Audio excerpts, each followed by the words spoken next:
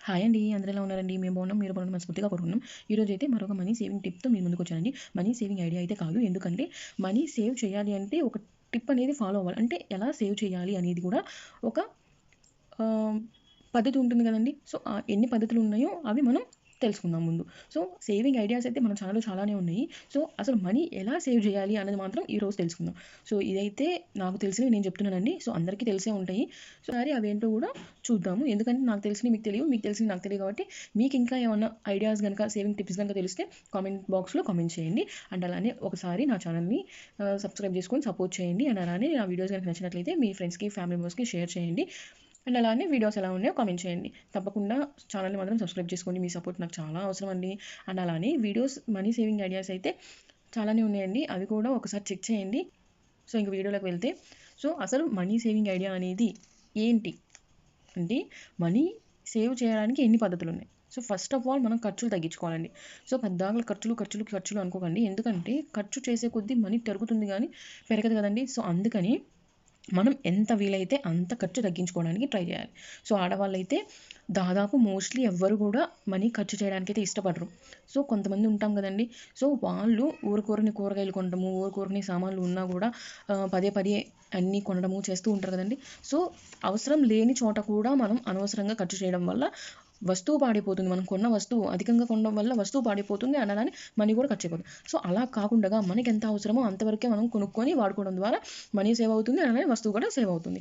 ఇంకపోతే మనం ఏదైనా వస్తువు కొనాలి అంటే కొంతమందికి గ్యాడ్జెట్స్ పిచ్చి ఉంటుంది. సో, కొత్తవి వెహికల్స్ ఏమైనా వస్తే అవి యూజ్ చేయాలనిపిచ్చిద్ది. సో, అప్పుడేం చేస్తారు, పాతవి ఎక్స్‌చేంజ్ పెట్టేసేసి మళ్ళీ కొత్తవి ఈఎంఐలో గానీ ఇంకా ఎక్కువ మనీ వేసుకొని కొంటూ ఉంటారు. సో, అలా కాకుండగా సో, మనం ఏం చేయాలి అంటే అట్లా కొనాలి అని ఆహ్, అనిపించినప్పుడు, మనకి కొత్త వస్తువులు ఏమైనా కొనాలి అని అనిపించినప్పుడు మనం ఏం చేయాలి?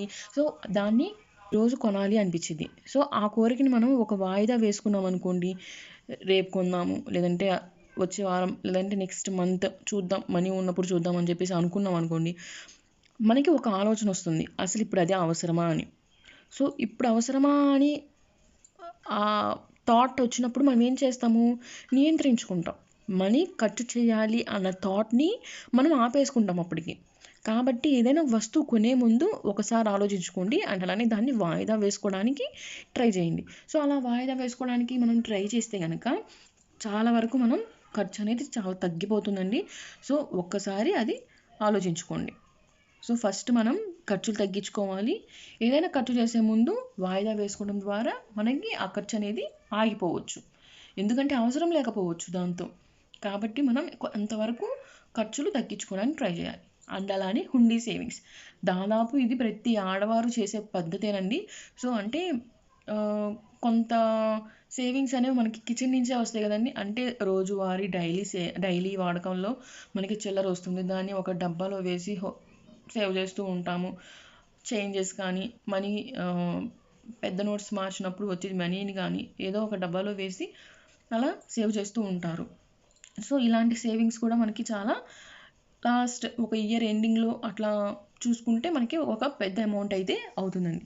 సో, ఈ సేవింగ్స్ అనేవి చాలా యూజ్ అవుతాయండి. అండ్ అలానే ఇంకొక సేవింగ్ ఐడియాలో చిన్న చిన్న స్లిప్స్ రాసుకోండి. 1-100. సో, మనం ప్రతిరోజు కూడా ఒక్కొక్క స్లిప్ తీయండి. అంటే దాని మీద ఎంత నెంబర్ అయితే ఉంటుందో ఆ నెంబర్‌లో అంత నెంబర్ స్లిప్ తీస్తాం కదండీ! ఆ స్లిప్‌లో ఎంతైతే నెంబర్ ఉంటుందో అంత మనీ కూడా మనం ఒక డబ్బాలో వేసి సేవ్ చేసేది.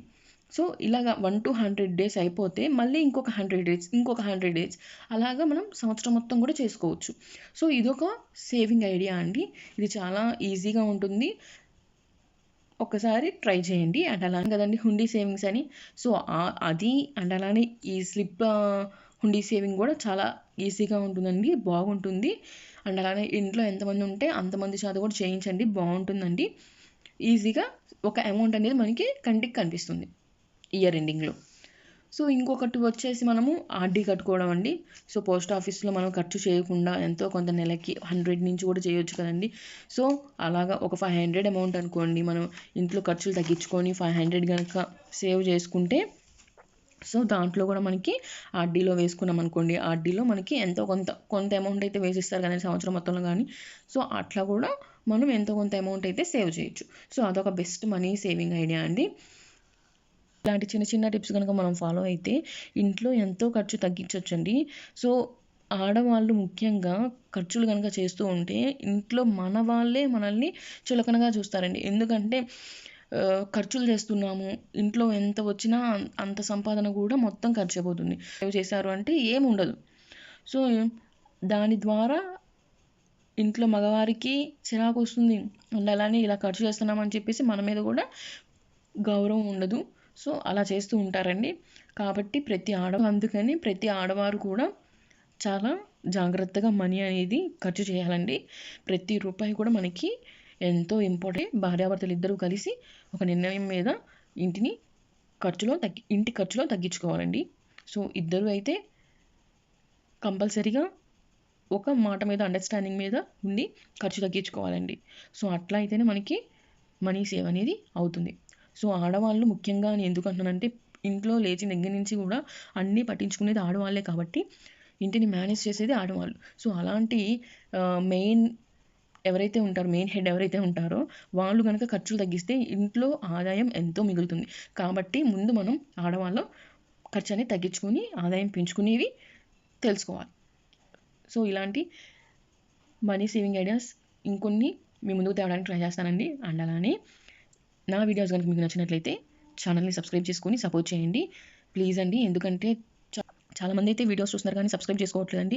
వెళ్ళేటప్పుడు ఒక్కసారి లైక్ చేసి సబ్స్క్రైబ్ చేయండి. అండ్ అలానే ఈ వీడియో కనుక ఎవరికైనా యూజ్ అవుతుంది అంటే వాళ్ళకి షేర్ చేయండి. అండ్ అలానే వీడియో ఎలా ఉందో కామెంట్ చేయండి ప్లీజ్ అండి. ఛానల్ అయితే సబ్స్క్రైబ్ చేసుకోండి. ఉంటాను, బాయ్.